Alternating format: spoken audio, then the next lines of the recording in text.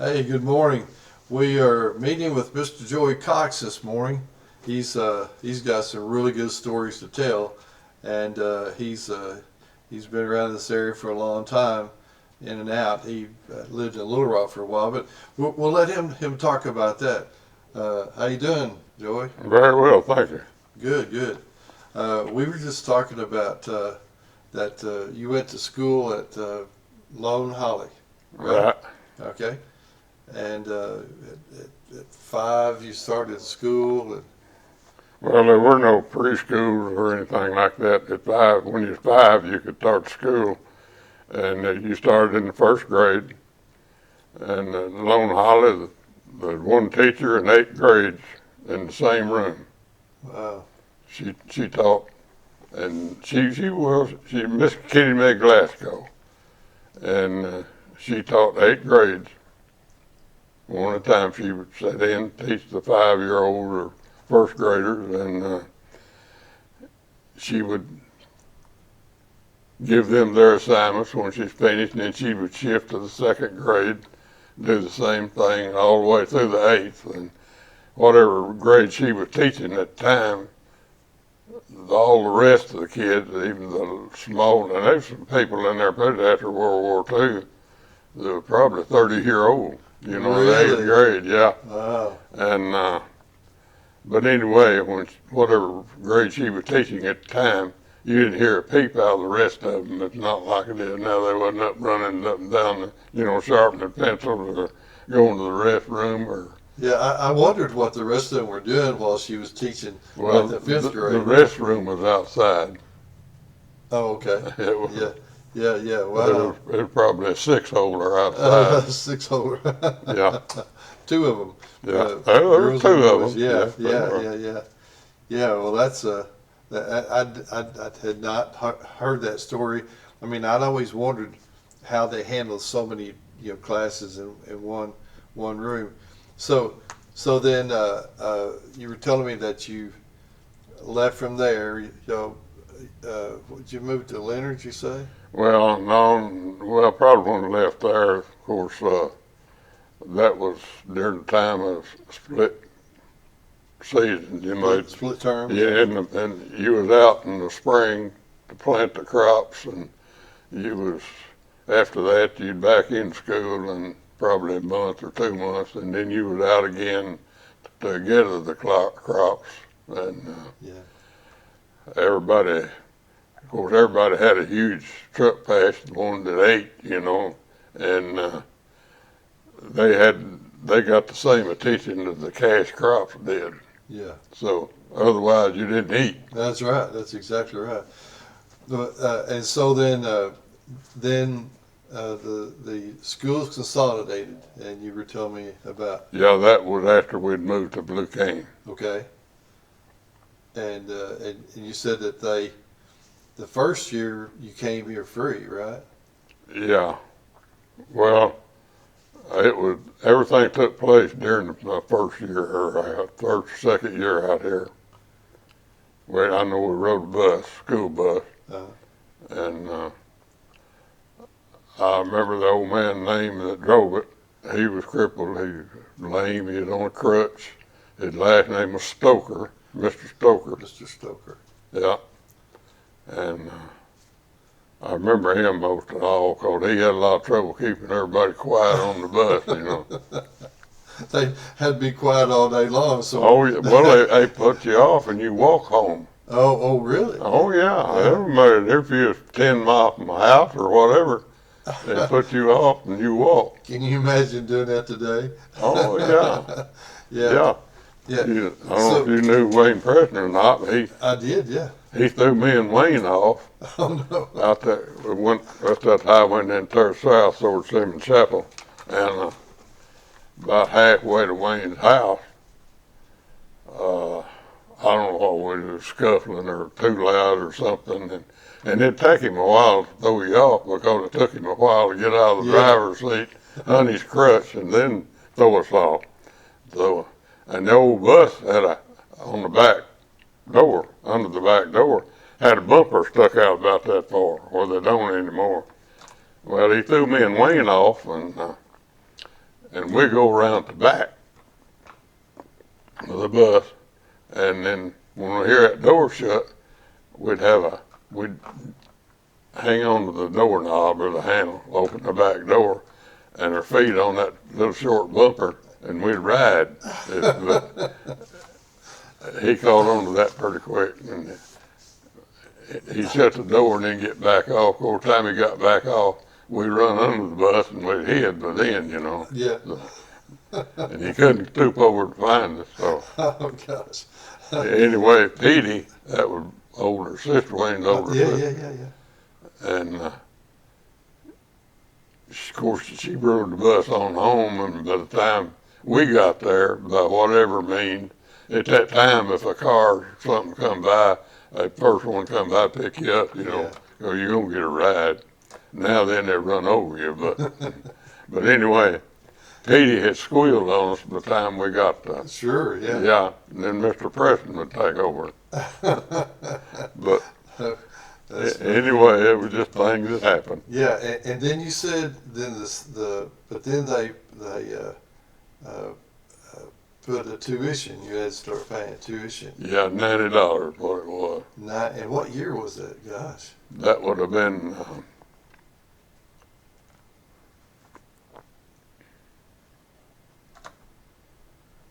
probably been 46. Yeah. So probably. So what year were you born? 32. 32. So about 46. Yeah. Wow, that was a lot of money. $90. Oh, you bet, yes, sir. It was a lot of money, and then they'd take that much to go to Labor Day picnic. Yeah, that's right. Eat a couple of hamburgers. Yeah, you know, but so I guess a lot of kids then didn't get to go above the 8th grade because of that. Oh no, they didn't. No. And you said they consolidated, so some of them might have been in the 1st or 2nd grade. Yeah, could be. And it cost $90 to go. Yeah. And did they do that like for 2 years or 5 years? I don't know. I don't know how long they did it. I know there was some complaining about it. Yeah. And at that time, you know, when there was Rector school and then the country, what's called country school, the school teacher, it was the program was, you know, scaled down. To make it long and short of it, it's the school teacher, he or she was the teacher, the school board, the principal, and the superintendent, the judge, and the executioner. In the country schools. Country school, right. They wouldn't. That's right. They didn't have a burden of supporting half the county or town, you know, to move one word to the next list or whatever. Yeah. The teacher, they did it all. Yeah. And it worked. It probably worked better too. Oh yeah. Well, it worked right then. Yeah. You didn't wait till next week for an answer. So when you were in school, did they have any sports like basketball or baseball or? No. Well, they had the year I went to school out here. They had football. I played football 1 year, or part of 1 year. They only had, and come think of it, of course, Jacob, my son I adopted, him and Dud and them other boys played football, and I watched them. But really, when I played, I can't remember any rules they had. Oh yeah. They didn't have the rules like they do today. Oh, I don't think. I think the only rule they had was you knock him down, get the ball, and go the other way. Yeah, you're probably right. I think that was about the only rule there was. You know, and don't let me forget to show it to you. And y'all probably didn't have them. But the Jernigan family has donated an old helmet and shoulder pads. You know, I've thought about that a lot of time, and I can't remember a helmet. They were one of some kind. You know, it might have been a. Well, it's not much. It's just a piece of leather with a little foam inside it. Yeah, it's not much, but I guess it. Well, there wasn't nothing inside of it but your head. That's all it was. Yeah. So, well, you mentioned that something about the Methodist church. You said something about, you remember before? Before, well, my grandfather, one of them, John Tyler, Okay. and he died in 1934. Couldn't find out what it was then, but in later years, in other words, 25, 30 years ago, the symptoms, and my aunt was chasing them down, and they decided more than likely kidney stones, Okay. which is something pretty simple now. Right. But anyway, he owned a blacksmith shop here. He lived out west of Rector. Go out Fifth Street, dead end, and turn right and go down Pard's, had a place, Pard's. Used to have a bunch of goats in there, but anyway, take a left, and the next corner, just before you got to it, that big white house stood there, and he owned that in there, and he raised cattle and whatever. But he had a blacksmith shop here where the Methodist Church is, and it was a huge shop. I remember I was probably 5 the time I was ever in it, but I remember it was huge. And after he died, sometime or another, grandmother disposed of it, and people, Dowdy had it one time, and then I think that's when Dowdy bought it. Tom Dowdy.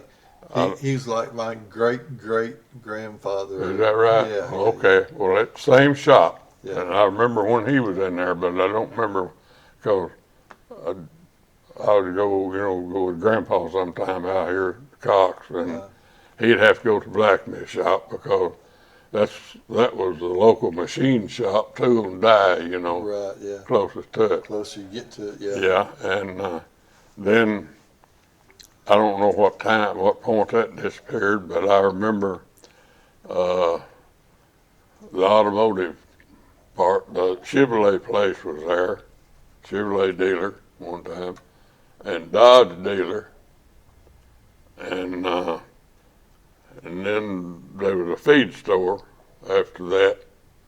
Yeah. And then Thompson Feed Store. Thompson, Yep. Thompson. I remember that name, but that slipped me.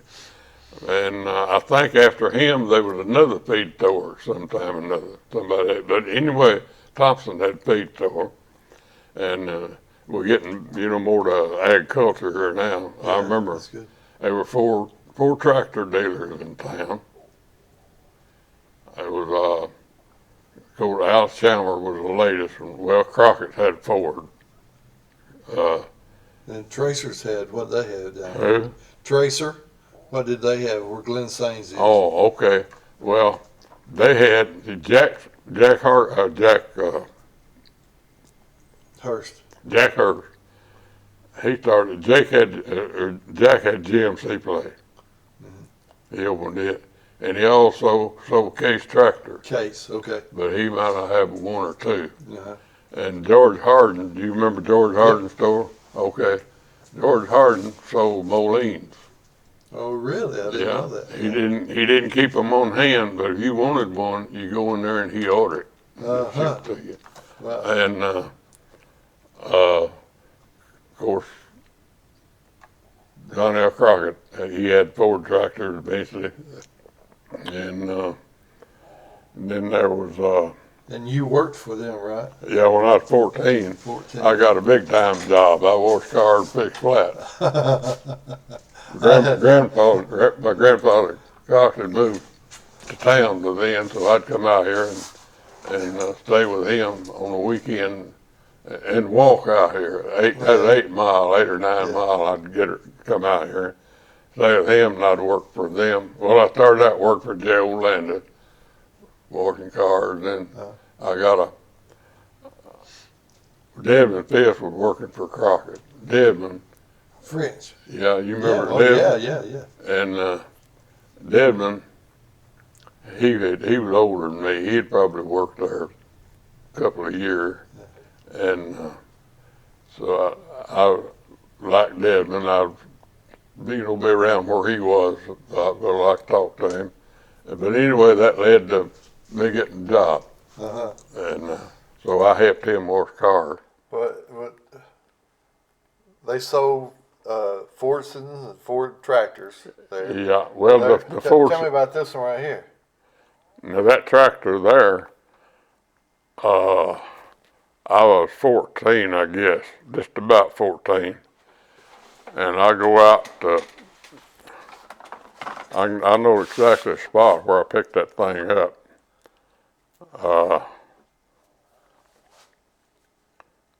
Robert had a 1.5 ton truck, about a 38 mile, and didn't have any brakes on it, not any that worked.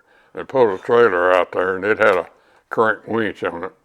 Pulled it up there. But Fred McGinty, that's where I got it. And if you go south out of town towards Marmaduke, you get that first bridge across White Oak Creek there. There's a road that goes off to the left.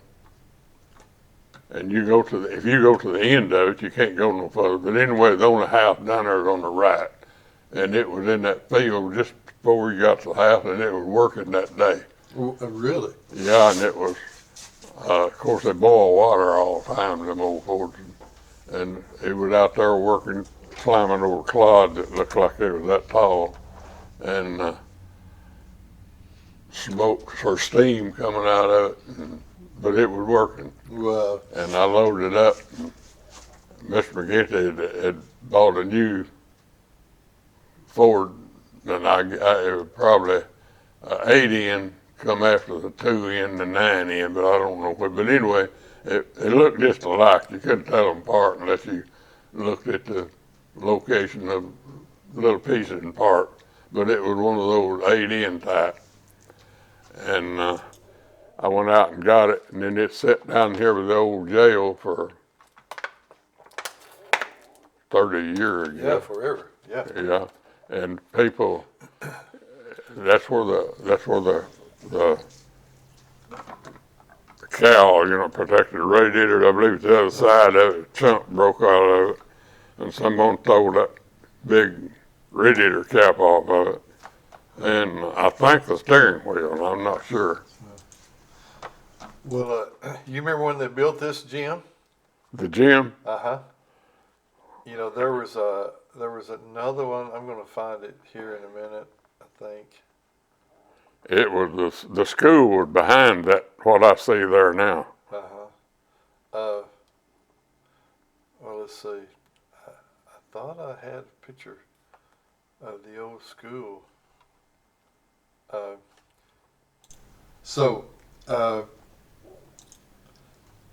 While I'm looking for this picture, you became a state trooper, right? Yeah. And when was that? In 1965. 1965. And how long? 32 years, 2 months, and 13 days. My goodness, you know exactly Yeah. how many hours? Well, it was, what you do, you take the daylight hour and the nighttime hour and add them together, and that may be what you worked that day. Yeah. Well, I mean, it's kind of funny. All my life, my dad was Laverne Pruitt. I remember Laverne. And so, I had heard of Joey Cox all my life, but I didn't really get to know you till you moved back here, would come into the Vincennes and visit, and gosh, I love hearing your stories, and so, I found that school, the old school that had the old gym on it. The gym was on the south side of the South school. side, yeah. That picture I showed you, I showed you a minute ago, that was actually the gym before the one they have now. We've had 3 gyms that I know of, and but well, gosh.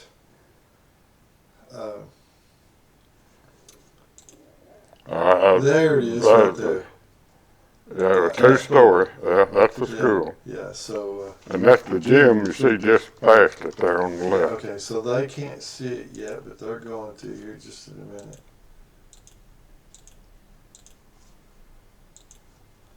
Okay, let me get back over here. This is kind of a complicated system sometimes.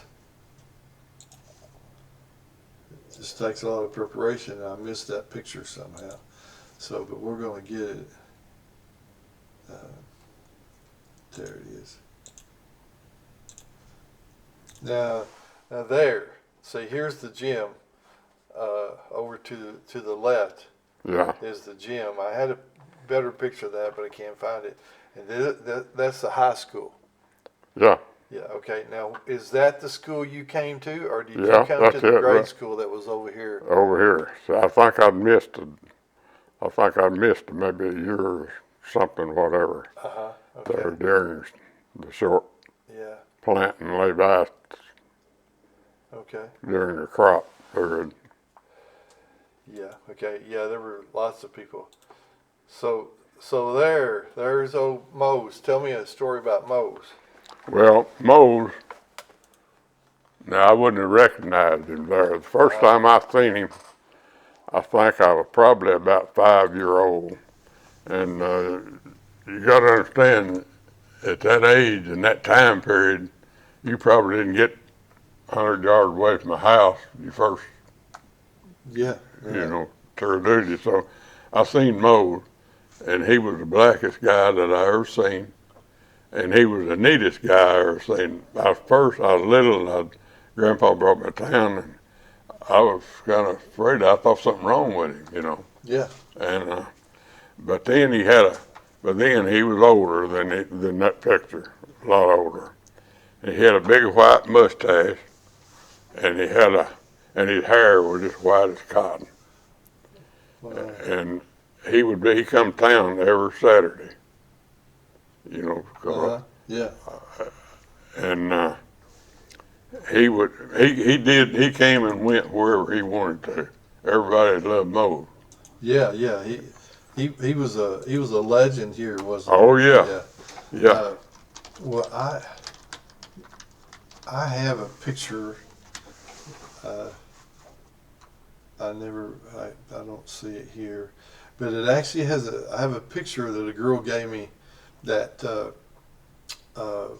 was him sitting in front of one of the stores, and I don't remember which store. I But can he tell was you. just this white-haired and had a cane. I'll tell you what store it was. Okay. George Harden. George Harden. That Okay. was the only bench on Main Street. They Okay. had two of them there, and that's where majority of the men would congregate. Uh-huh. And Well, he. So, did you ever see him play the banjo and oh, give he you had candy? yeah. They was after I got a little bit bigger, you know, that I'd get around. Grandpa would move town to then, and be 3 or 4, 5 of us kids go out there. He lived out here past Scatterville. Okay. And he had guitars and fiddles and drums and bugles and everything. He could play anything. Wow, I've never heard that story. Oh yeah, and they were all hanging on the wall in his old house out there. And we'd go out there to listen to him play music, and we'd walk out there, you know. Yeah. Now I've heard Carter talk about going out there. Was he with you and your bunch? Bill? Uh Bill Carter? huh. Uh huh. No, Bill was a little bit younger than me. Now Doris and I was about the same age. Okay. Oh, I love Doris. Yeah. Yeah, well, I did too. She's Yeah. a dandy person. Yeah. And so yeah, he has told me about how the kids would go out there and and they'd even take their parents would fix a little food for him. They'd take out there when they go, Yeah. and yeah, he was quite the legend here, and he actually still is. There's a full scholarship to Williams Baptist College University now.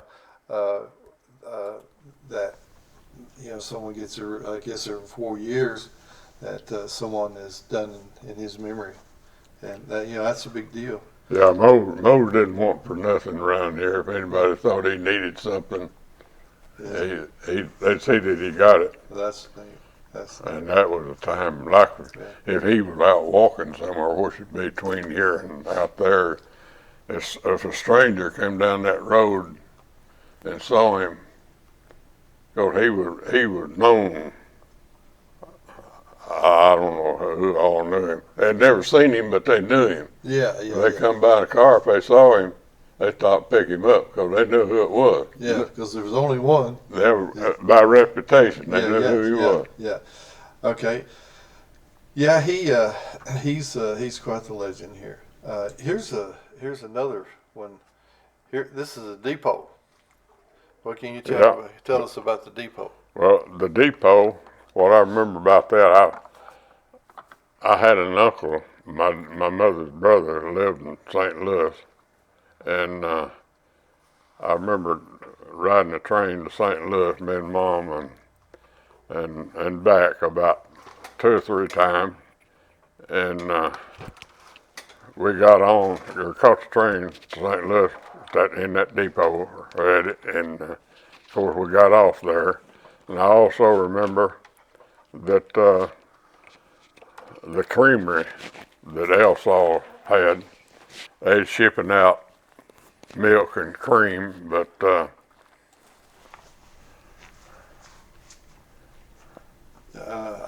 There's a picture of Elsall's right there. So yeah. So did you help carry the stuff over there, or you just remember that's what they did? I remember. Yeah. Odd Elsall, there was 3 Elsalls I knew of. Odd lived out town here about a mile right out 5th Street, and he had cows. Of course, everybody took milk or cream or whatever to the creamery if they had a weigh and had excess milk. But when Ott's wife died, we lived right out there on Post Oak Creek to keep it going past. In fact, they just a couple of 3 years ago they tore that house down and moved the house trailer in there. But we lived there, and when Ott's wife died, I was 11-year-old or 12, and he was milking 32 cows at that time, and he did it by hand then. oh yeah, Just one person? Or yeah. Well, he had a fellow hired that helped him, Okay. but then Ott he was doing more managing. He wasn't doing much milking. But I went up there. Grandpa sent me up there to help him, and that was the first time he hadn't been there night and morning in 23 years. I was told, till his wife died, and I sent up there to replace him, which I was a poor replacement about that time. But anyway, he didn't show up. Me and the hand, and those cows. Funny thing about them, I don't know how many they had. You go in the barn, they had yokes. They'd take your head through, and they fastened that, and then they had feed in there for them, stand while they milked. But those cows, say you had 30 cows. I don't know how many, but when you open that barn door for them to go in to be milked, say there's 15 cows. So they had 15 positions from stand. They'd be a certain 15. You didn't drive them, you didn't push them. When you open them doors, those 15 would go in there every day. Really? Yeah, you didn't have to count them or do anything. You milk them, let them out, and then the second 15 or whatever it was, it might have been 10. But I knew, and at the same time, I had to do the milking at home, and I hated to milk cow, and I dreaded that job. I know that. So, well, I've left that. And then they was Gene, and Becker had a bakery down here.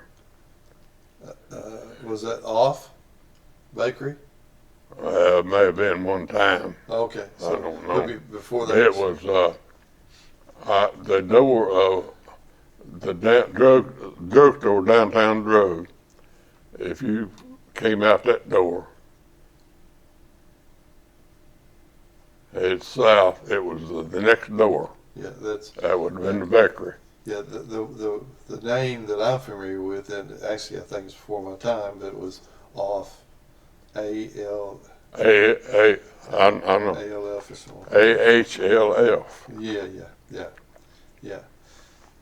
Uh, we were talking about that, about the depot.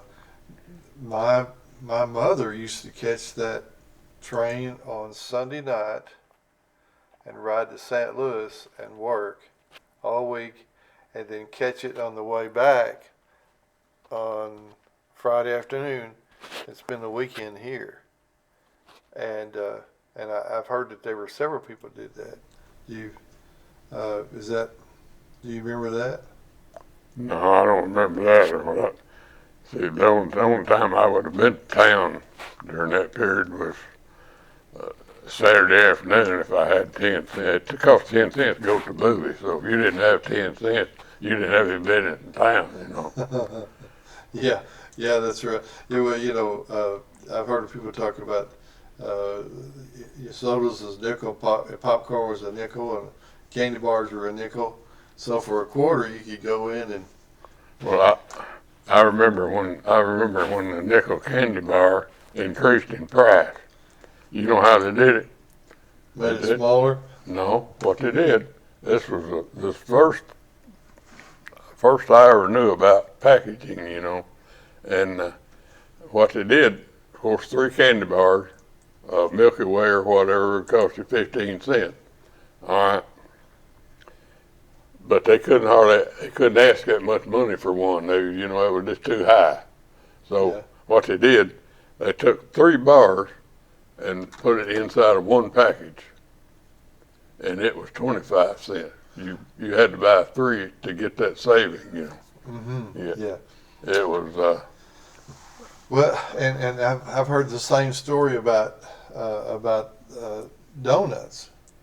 That donuts were a nickel a piece, or 3 for 10 cents, and so kids would put their 2 nickels together, and one person would go in and buy 3 donuts, and then they'd have a donut and a half for the same price as one donut. Kids, even back then, were smart, weren't they? I can tell you this: when you had what's called a midnight movie. Yep. For theater, and you'd get out. Well, it started about 10 o'clock. I don't know, but you get out about midnight, and but then the only thing open was the bakery, and we was usually hungry. And the thing about it is, at home or anywhere else, for that goes, the only bread you had was biscuit. And they were great biscuits, all the ladies could cook biscuits, But if you got out of the movie at midnight, Saturday night, the bread was just coming out of the oven at the bakery. And we'd go down there and get a loaf of bread, unsliced, 15 cents. Oh, wow. And pull the crust. We didn't care for the crust that much. Pull the end off of it, and when you got through, you had a empty container across your head. I never heard that. We eat the inside out of it. Well, that's a good story. Never heard that one. So that's the drawing. This picture right here is the drawing. Oh yeah, that's down there at the bandstand. Yeah. What they called it. Yeah. Yeah. So. That was about midnight too. And all the merchants, when you buy something from the merchants, you got a ticket. All the merchants in town, and they gave so much, $10 or whatever, and they'd have this drawing. And you could tell me because you were probably you were old enough to know more about what was going on than I did. Yeah, that was. That was, I guess, through World War II. Well, it was through World War II. Yeah, it continued a little bit because I remember it in the 50s, and And the way I understand it is that you had to be present to win, and if you didn't win, if nobody got it, then it doubles. So if it was, or that they added another 100 or however much to it, and when you got $200-300 up there, people were everywhere trying to. The crowd would get bigger. It just got bigger every week. Yeah. Yeah. I wonder if we could do that again now. Well, no. Somebody, it turned out to be against the law somehow. Oh yeah, Yeah. there'd be at least a complaint. Yeah. So tell me a state trooper story. You've told me lots of stories. One of my favorite was when you and another trooper cornered these kids on the bridge that time. Oh yeah, that was. Well, they had finished Interstate 40. That was. Well, they finished it 63 through town, North Interchange, South Interchange, and they had gone toward the Lone Oak about 20 miles and gone toward Conway, probably got all the way to Conway. And on the left was Burns Park, and on the right was just houses, where people lived. And they would ride up to they'd built overpasses. They'd built overpasses. They would want to come out of this community over Interstate 40, and planning on going into Burns Park. And of course, 40 was open, and they had a ramp up on the side that the houses was on, and they got to having problems with people. They used the word people, it was usually kids, but they used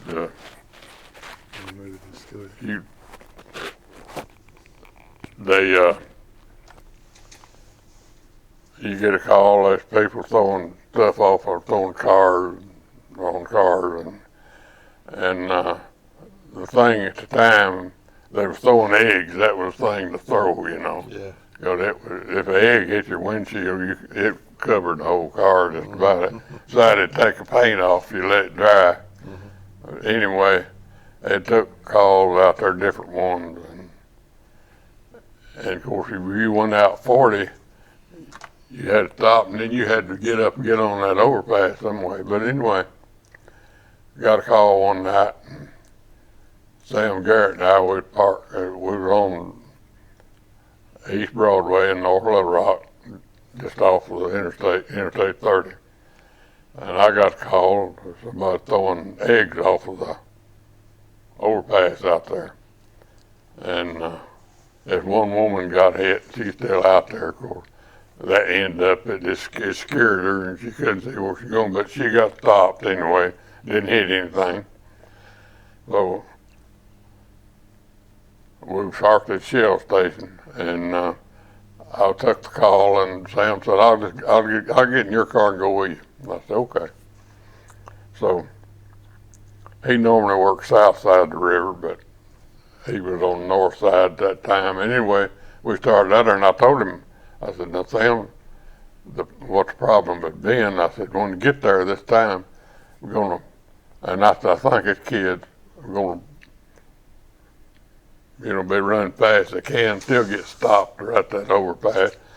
You bail out, and was on the median side. Of course, he had to watch for traffic crossing, but I was to go to the side on our right, and he was going to the other end on the left that would empty into Burns Park. Going over the bridge this way.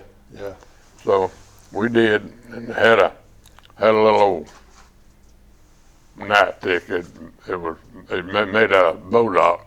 Somebody thought it'd be fun, but anyway, I had one of them, and we did that, and we got there and come to a screeching halt and got out and got through the briars and the end of the whatever, got up on top, and I got up there a little bit before Sam got on his end, and they took off to his side. And the time I got over there, he got on in view, and they stopped, and they didn't know what to do, and there were 4 little boys, and one of them was a little chubby guy, and he had on a sweatshirt, a gray sweatshirt you used to see about that heavy, and this was summertime, burning up. Nobody'd wear one of them, but anyway, and it wasn't for him, it was for his mother or his dad one, because it was way too big. But you had the tail of it, stuck down in his pants, and it was obvious that he had things in that shirt that wasn't supposed to be there, and it come out to be eggs. Yeah. So Sam, he said, what are we going to do with them? I said, I don't know, Sam. I said, these boys, I don't believe they was the ones throwing those, I don't believe they sold any eggs. They look like a pretty good bunch of boys here. Well, I don't know about that, said it's to take them down there and put them in jail and let the judge. Of course, we wasn't going to take them and put them in jail. The good cop, bad cop. Yeah, they got huddled up around me, I didn't sound near as bad as Sam did. And he said, of course, it was dark. Said, how many of them are there? I said, I don't know, there's 4 or 5 here. Well, you search them, see if they got any eggs. I said, well, I don't think they got any eggs. And that little chubby boy, he was pretty fat, and you could see your face. I feel eggs in there, and he'd have to pull that collar out. Of course, it was way too big. He'd reach down in there and get an egg and give it to them other boys, and they'd all throw them, And anyway, what I'd do, I'd take that club and I'd punch around on them, I said, oh, these boys not got anything. I get to him, I'd hit it, and every time I did, he'd give it that. And I think I broke about all of them. He had a dozen in there, probably. In his coat. Yeah. He's running down his breeches. But they stayed huddled up around me because Sam wanted to put them in jail, and I thought they were good boys, So. That's a funny story. But anyway, turned them loose, let them go. And it was fun to watch him walk when he left there, but I never had another call out there. Really? Word spread fast. Dude. Never did. That's not amazing. for throwing eggs. Of course, you get other calls. Yeah. Well, we've been on here 42 minutes. So is that right? Yeah, it's been fun, hasn't it? Yeah. Yeah. So I know. you got one more story you want to tell? Anything that maybe when you grew up here? Or we'll do this again sometime. Well, you remember Bearden's store? I know what it is, but I don't remember it. Okay, it was the bank here in town. Yes, one of that opened the lot on the south side of it. That was Bearden's. Yes. And Bearden's and Hardin's was almost identical so far as what they handled. They was in competition with one another. Uh-huh. Bearden's had a cotton gin, and George Hardin had a cotton gin, and they had stores that sold harness. Now, Bearden sold no tractors that I knew of. But anyway, they were in competition with one another. And Bearden finally burned. Right. Don't know why, but it did. Well, that whole little section there burned, had well, both of them were big stores. They were huge stores. They sold harness, and they sold saddles, and they sold overalls and brogan shoes and ladies wear, and just whatever a farm needed, they sold it. Right. That's the hotel. That is the hotel, and I was going to bring that up right real quick. Yeah, and I don't remember it looking like that, but okay. Let me see if I can find it. of course that was before.